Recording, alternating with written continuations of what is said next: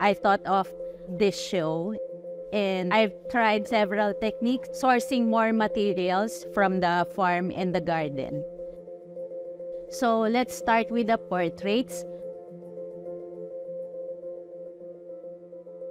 Derek Jarman was a writer, painter, poet, filmmaker, gay rights activist, and a gardener. And he's part of the Five Gardens show I did 2 years ago. I did this portrait of him. That's his writing, The Gardener Digs in Another Time, Without Past or Future. He found this cottage. It's called Prospect Cottage in Kent. While he's ill with AIDS, he fell in love with the cottage and the place. He used different flints, those objects that he found from the sea, different kinds of stones. So it's like someone cultivating a talismanic garden in a very harsh environment while he was dying. He's cultivating something. He's growing living things. And there's just a poetry in that. From the gardeners, I portrayed the naturalists, starting with Jane Goodall. She's a famous anthropologist. She's also known for studying the chimpanzees, the behavior.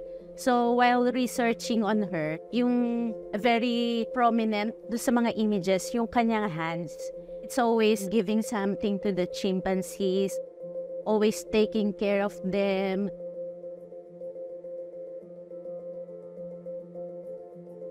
Kakaiba para sa akin si Jane Goodall kasi kalimitan tao, we take, grab. Pero siya, she always gives.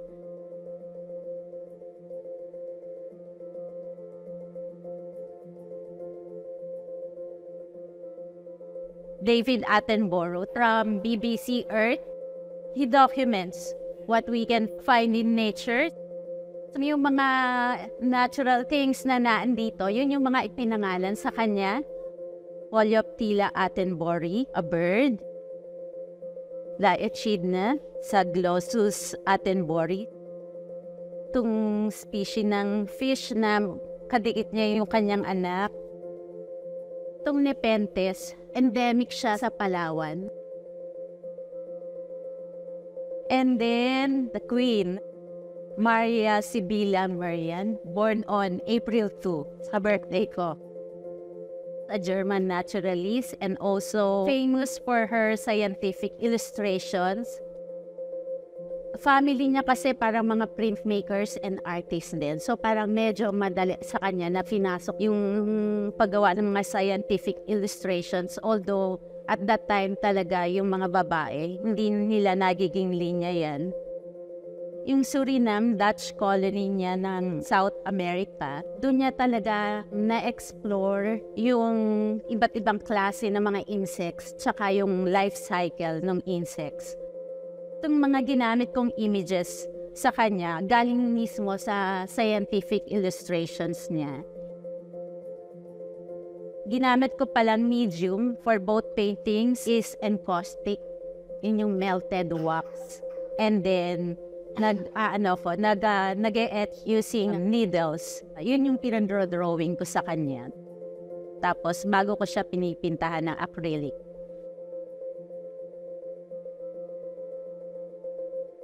This is Leonard Ko. He's a Filipino naturalist.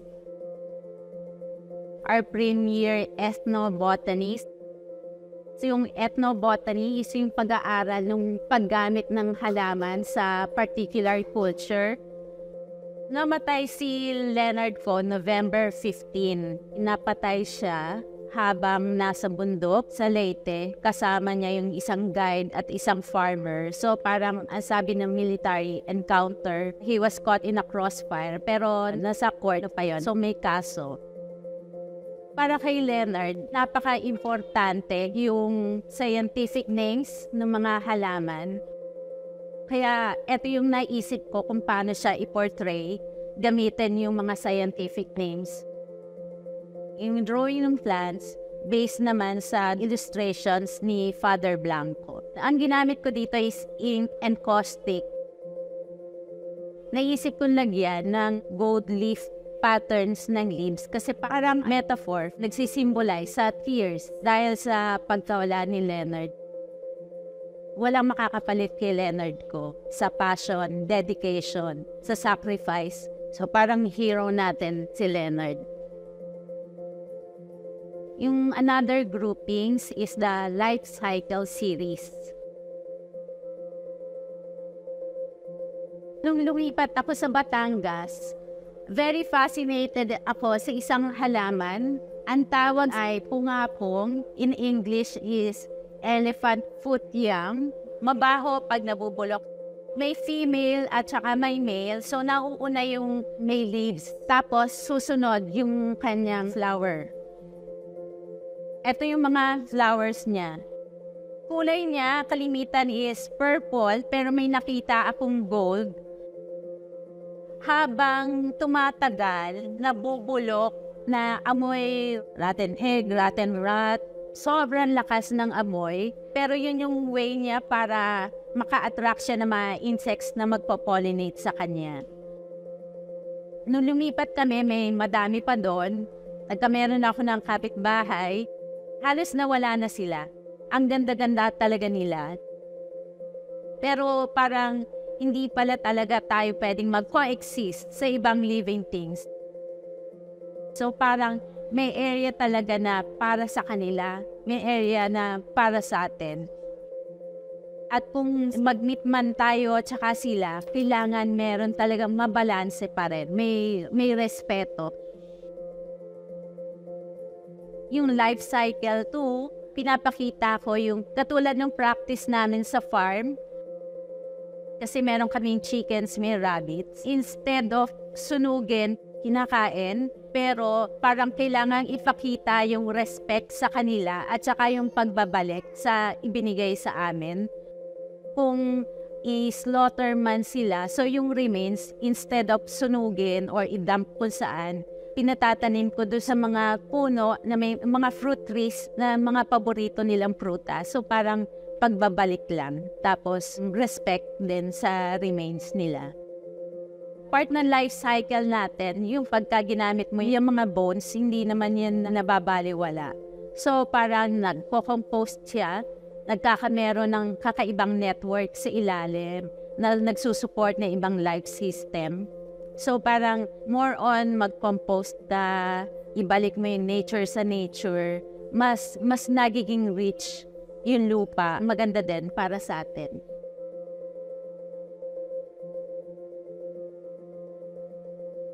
Yung mushrooms, parang yun yung fruiting body ng mycorrhizal network.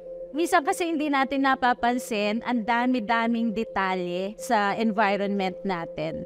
Like recently, akala ko yung fallen log, dapat sunugin mo yan kasi wala magkakameron ng termites. Pero parang buhay pa rin pala siya. Maaring sinusustain pa siya ng mga fellow trees niya na hindi lang natin alam. At saka every inch pala nun, parang teeming with life.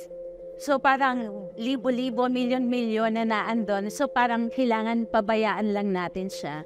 Kasi hindi lang natin alam sa pagkamatay ng puno, ang dami niyang binuhay. Ginawa ko ito yung life cycle as a way of conquering fear of death.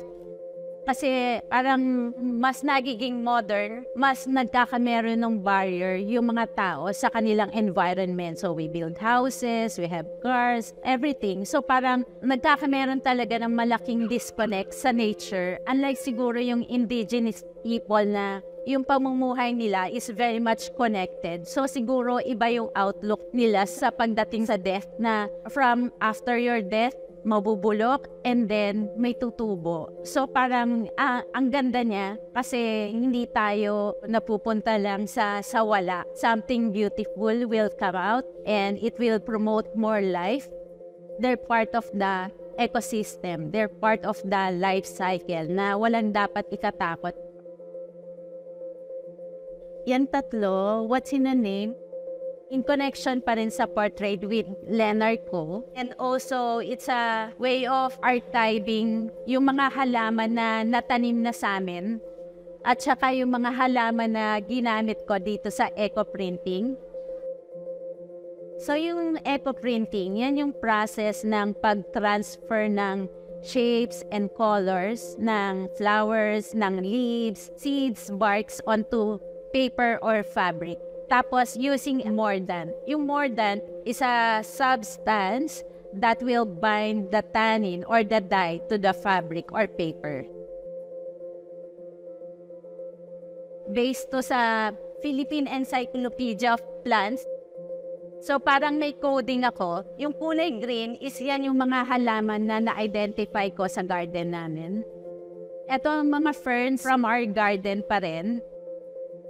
Tapos ito naman from Philippine Native Trees Book 303. So yung mga naka-green, yan yung mga napakulay ko sa eco-printing.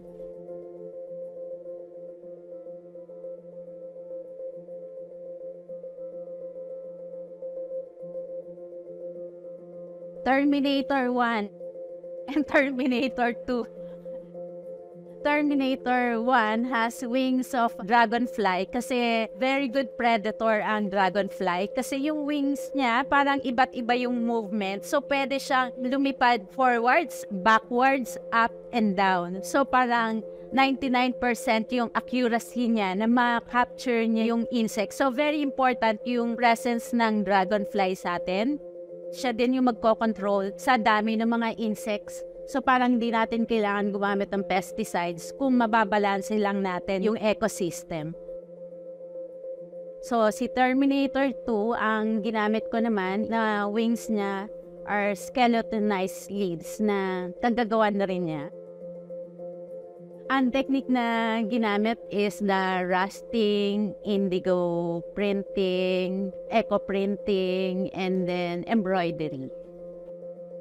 Yung background niya, ang technique na ginamit namin is indigo dyeing and then chlorination, cyanotype, and may rusting pa pala.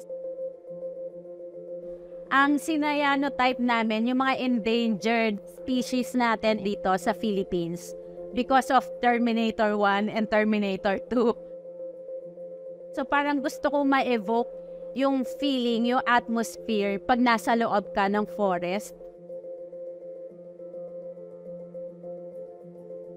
Makikita nyo yung background is eco-print on paper. Mga halaman namin yan. So parang konti pa lang yan. Noong nagsimula ako, siguro yung na-try pa lang naming halaman do sa property namin, baka mga 10% pa lang. Tsaka mas madaling magpa-print on paper kaysa sa fabric. Yung mga insects naman, mga hybrids yan. Sinimulan ko yan 2012 during my residency sa STPI, pero works on paper yon. So, tinry namin sa embroidery. Very fascinated ako sa mga hybrids kasi parang product nato ng evolution. Evolution of nature, nature with a human being. So, naapektuhan natin kung paano sila nag-e-evolve. Nababago sila, malamang nababago din tayo. A tree is not a forest kasi parang no man is an island. It takes a village to raise a child. So parang show na to, it takes a lot of help from other people para mabuo ko tong show na to.